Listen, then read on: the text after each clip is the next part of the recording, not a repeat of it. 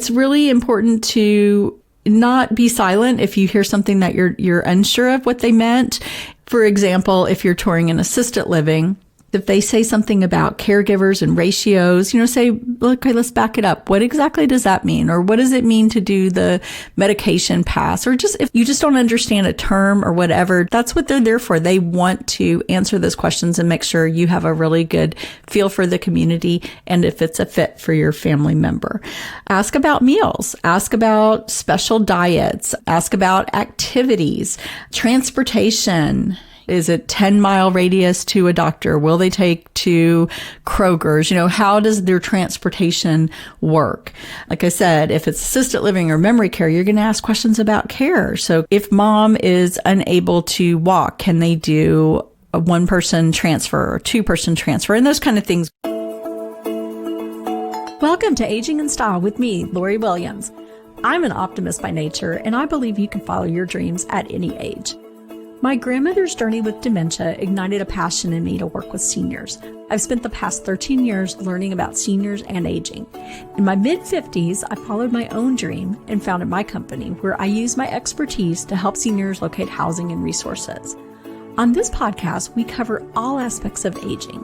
Join us each week to meet senior living experts and inspirational seniors who are following their dreams. The fact is, we're all aging, so why not do it in style? Hi guys, welcome to today's podcast. So on today's show, our topic is tips on touring. So over the last few episodes, we've really talked about a lot of things that kind of lead up to touring. So in episode 21, we talked about red flags to look for during holiday visits. So those are the kind of things when you go home to visit your parents or senior loved ones that maybe you're noticing that they're not socializing like they should. They seem very lonely and depressed, or, maybe the house is not the way it normally was kept. So maybe there's just, some things going on. So be sure and go back and listen to that episode if you haven't listened already, because there's a lot of good tips on what to look for. So once you see, what's going on and maybe see, okay, there is an issue we need to look into. The next step is going to be touring. We also talked in episode 23 about how senior living is adapting to COVID, because at this time, when you think about senior living and touring, I guarantee you the question is coming up, well, what about with COVID? Can we go in and look, or, is it okay still to move in? We get all those questions every day. And yes, there are so many protocols in place that it is safe to go to senior living. But yes, there are people that do get COVID in senior living, unfortunately.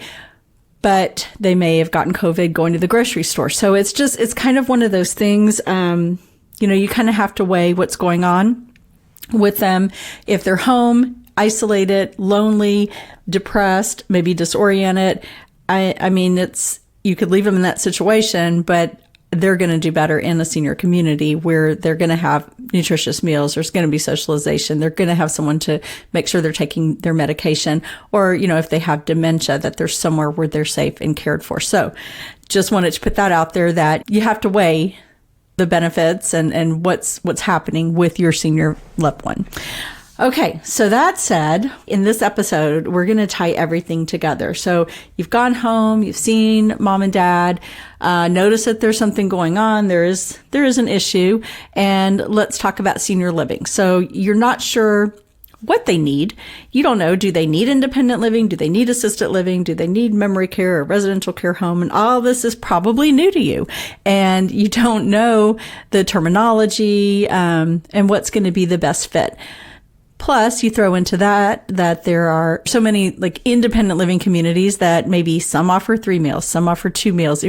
Again, what is going to be the right fit for their needs and the best fit for their budget? So our number one tip is to contact a local senior placement service. I cannot stress that enough, because I have run into so many people who have just spent so much time either, looking at the wrong type of place.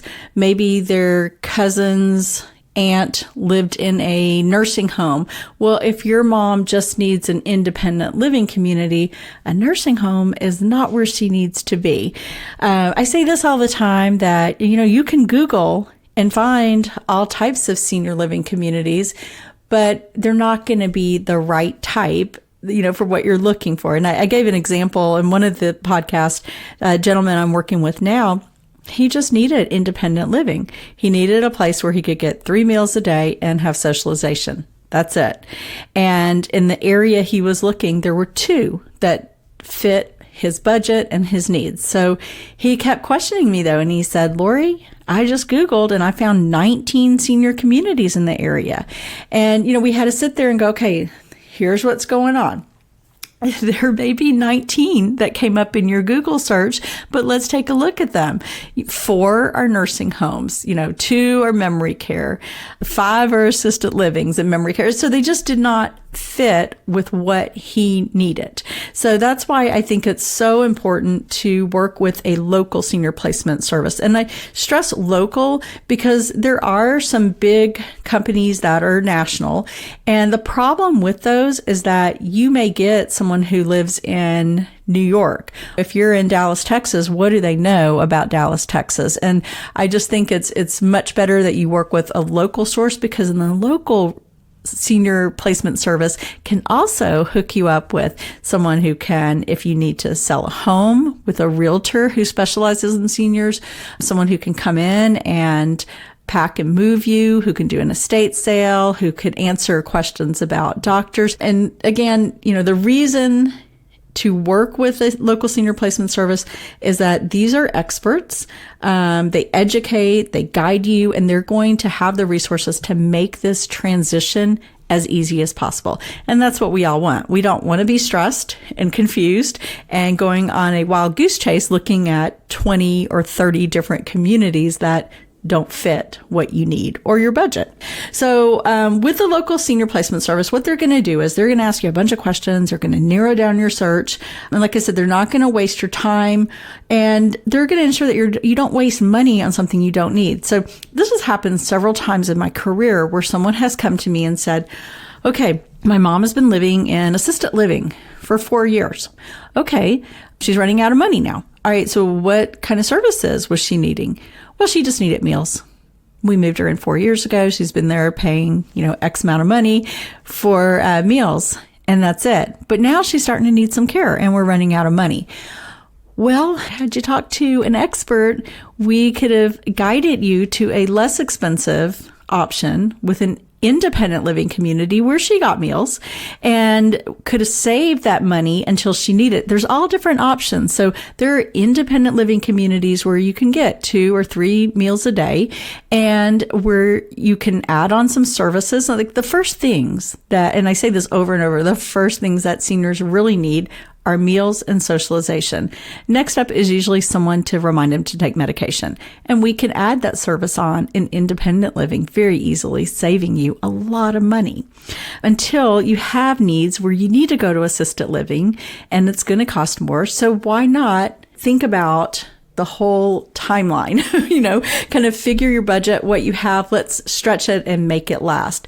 So, and I think, or I do know, is that is one of the biggest concerns for seniors, is running out of money. So we want to be very cognizant of that and make sure money is going to last, and we're going to be smart about what type of senior living community they go to. All right. So that's what, as a local senior placement service, we're going to make sure you're going to the right community for you, help you figure out care needs, your budget, location. A good senior living expert is in and out of their buildings in their area. They know the community. They know if they have availability, what the pricing is, or they can, easily find out in a, 2-minute telephone call. They know what questions to ask and they know who to talk to. Because if you call a community, they're not going to tell you all that information because they want you to come in and look and see the community. So let us just narrow that, fine tune the list down for you. So again, a good senior expert will have information on the pricing, on any specials that are going on, events, activities, anything that match your family member. So say your mom loves gardening and playing bridge. Okay, that narrows down. I know a great community with a beautiful garden in the location you're looking and within the budget. So the other thing is a good local service is not going to overwhelm you with, say, 20, 30 communities to go tour. And unfortunately, I hear this all the time. Someone will call me and they've already hooked up with someone else, a national company, and they've been sent 30 places to look. That is not a help. So my goal when I work with a family is to really get to know you or your loved one, fine tune that list down to maybe 2 or 3 to begin your search. Usually we find a match in that 2 to 3. Sometimes you may have to come back and say, yeah, I didn't really love this one and I'm willing to expand my search out a little further, and we may have some other options for you. But typically pretty good about, in that first 2 to 3 communities, finding a good match. Okay, so tips on touring number 2. Who is touring? If it's independent living and we've fine-tuned it down to 2 or 3, I would probably go ahead and take, mom and dad to go look. If you're looking more for like assisted living or memory care, maybe you go pre-tour those. Go take a look yourself. And then, fine tune it down to the top, probably like top 2 or top 1, and then take them. And the reason why is that if they do have some dementia, or just have a lot of mobility issues, it may be really hard for them to go in and tour. It may get confusing for them. If they have dementia, obviously you're making the decision for them. But if there's like a little bit of confusion, a little short-term memory loss, I think it's fine to have them included in the touring process as well. Just as long as you're not overwhelming and taking them to lots of communities. So pre-touring and kind of narrowing it down makes a lot of sense. Number 3, when I think visual inspection, this is the term I would use. So you walk in or you drive up to the community, check it out. Look at the parking lot, look at the grounds, the landscaping. If it's unkempt, that would, probably give me pause, make me wonder what's going on here. So you want to, it should be well maintained. When you walk inside, it should be clean, smell nice, very welcoming. If I smelled anything that was offensive, that would probably, cause me some concern. Number 4, and I think this is so, so important. Speak up. On your tour, speak up, guys. Ask questions. Ask tons of questions as they pop in your head. Just ask. Ask away. It's really important to not be silent if you hear something that you're unsure of what they meant.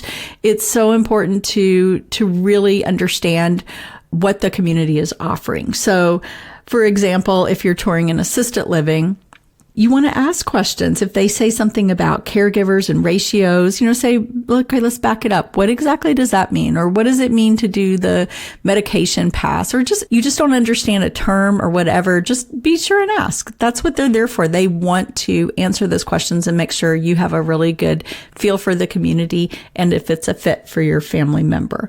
Ask about meals. Ask about special diets. Ask about activities, transportation. Is it 10-mile radius to a doctor? Will they take to Kroger's? How does their transportation work? And again, like I said, if it's assisted living or memory care, you're going to ask questions about care. So if mom is unable to walk, can they do a 1-person transfer or 2-person transfer? And those kind of things we do talk about as an advisor when we're coming up with a list of communities. But those are just some things that may come up as you're touring, especially if maybe your mom has a neurological disease or something that is going to get worse over time. Maybe she can walk now, but down the road, what's going to happen if she needs more assistance? So those are the type of questions you should definitely be asking, and just feel comfortable, because nobody wants to move into a community and then have to move out 6 months or a year later. I mean, the goal is to find a place that's a good fit where you can age in place. Okay, special note, right now during COVID, you will want to ask about their COVID policy. This is always changing, just the fun that it is with COVID right now.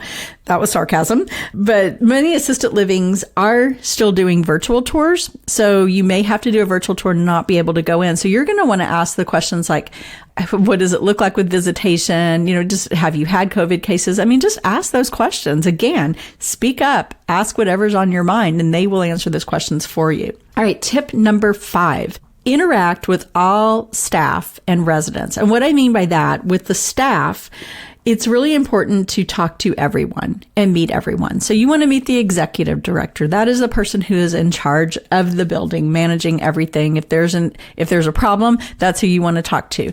When you're doing the tour, you're talking to the salesperson who is going to educate you on the building and help you make that decision. But once you're done with the salesperson, it's really, if you ever have an issue, it's the executive director who you will speak to. So you do want to meet them and see what they're like. They should be friendly. They should be courteous. So these are just kind of the things you're looking for.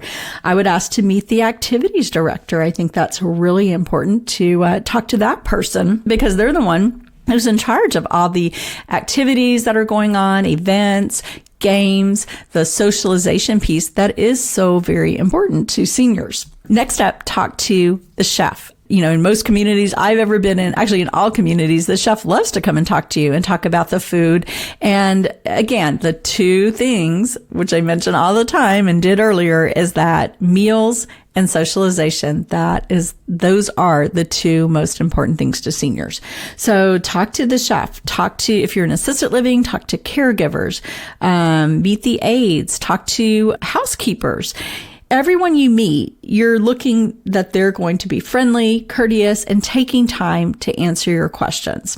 Also, we're going to talk about the residents. So do they look engaged and energized? Do they come up and talk to you and say, hey, we love it here?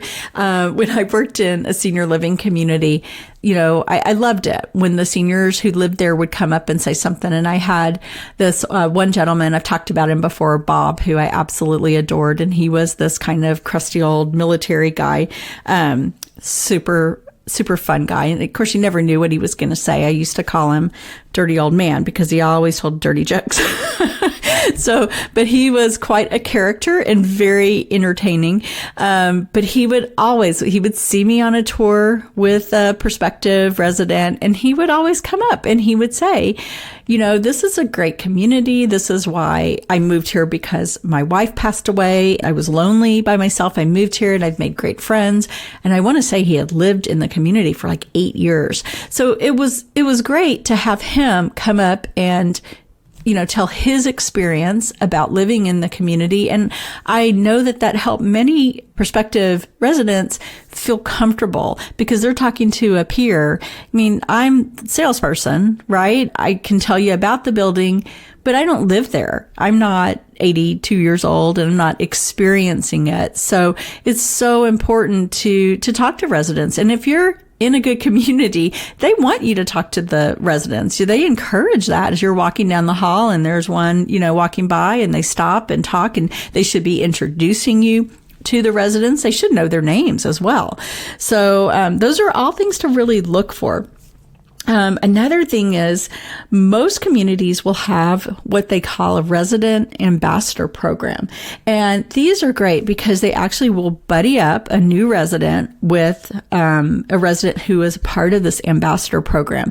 And what's nice about that is, nobody, no matter your age, if you are 14 or you are 94, it's kind of intimidating to walk into a dining room and know no one. So the purpose of the ambassador program is you have a buddy to take you into the dining room, to take you into games and activities, and someone, maybe you just met them, but you know them and you feel comfortable instead of walking in on your own and trying to, figure things out. So basically they're just going to show you the ropes and come to your door and say, hey, you know what, we've got, Farkle is starting in 10 minutes in the activity room. You want to go? And, then you have a buddy to go with you.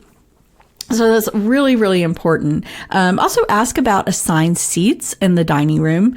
A lot of times, especially in assisted living, they'll match someone up at a table. So like maybe if it's a military guy, they may say, hey, we've got a table of other guys who are also military, and put them together. Go back to episode 25. And I think this would be a really good one to so that you have an idea of about, what activities in senior living look like. We just did this episode in an independent living community, and I spoke with the resident experience coordinator, also called activities person. They have different titles, but she did an excellent job of talking about the purpose of activities and organizing things. And basically she calls herself Julie from the Love Boat, because that's really what it's all about. They are identifying things that their residents like to do. They're organizing these events and activities. And so be sure to listen to that one. That was episode 25 podcast of the podcast. Okay. Like I said, when you're walking around the community and they introduce you to a resident, ask them, say, what do you like best about living here? Ask them questions, get their feedback. Number 6.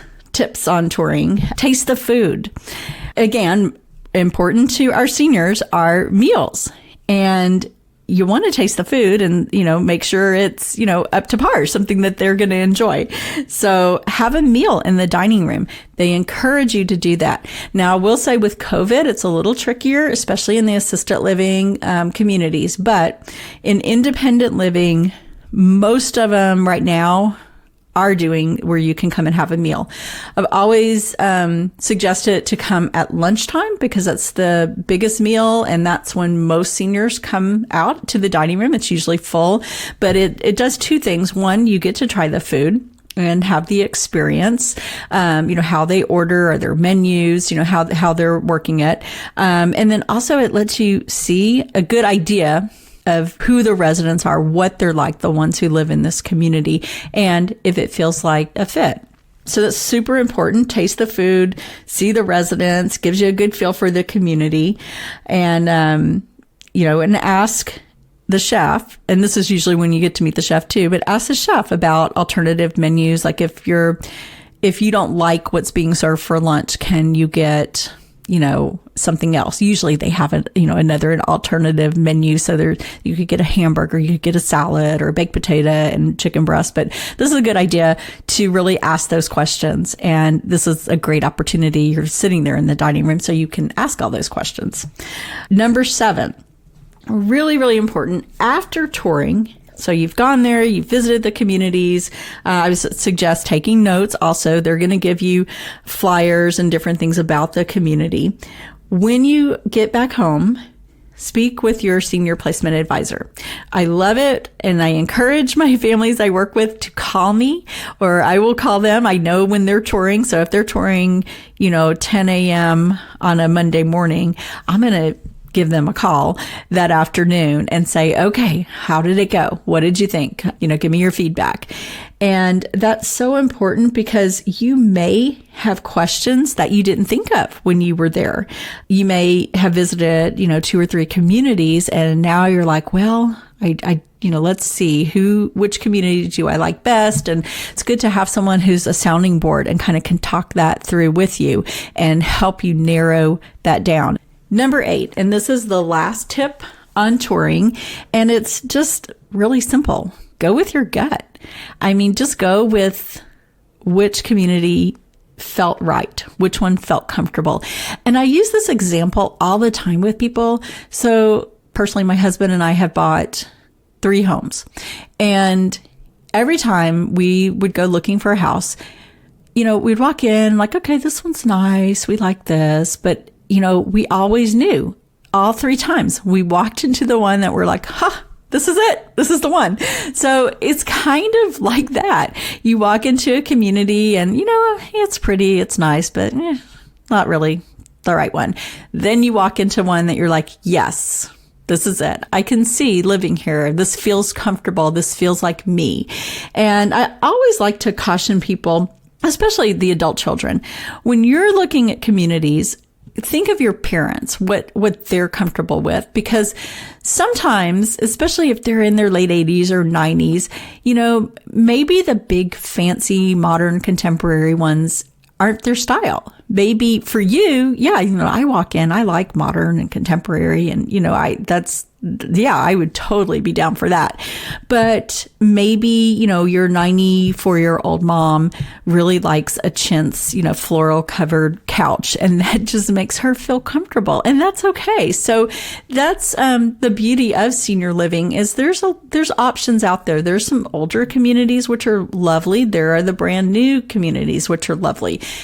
Again, it's just going to come down to your gut feeling and personal preference, just what feels right to you or to your loved one. So having worked in senior living for almost 14 years, as I have, both working in a community and as a senior placement advisor, I really, of all these tips, the best tip that I can give you is to reach out to an expert. An expert can save you so much time and money, as I said, with the case of, moving into a community like an assisted living when maybe the person really just needed an independent living. So I think it's really smart to speak with a local senior placement service.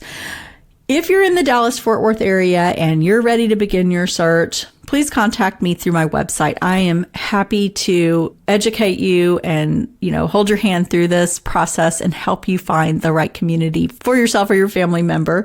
And if you would like a PDF of these 8 tips that we've discussed, please go to my website. It's LoriWilliams-seniorservices.com. And also be sure and go back and listen to the podcast that I mentioned. So episode 21, talking about the red flags to look for when you're home visiting. And number 23, when we talked about how senior living is adapting to COVID. I think that's really important because a lot of people have questions about that. And number 25, which was activities in senior living. So you'll know what a really good, vibrant activities looks like in the senior community. So, and then again, if you have any questions, please go to my website, LoriWilliams-seniorservices.com. As always, thank you for listening and be sure to share my podcast with your friends and families. We'll talk to you next week. Bye-bye.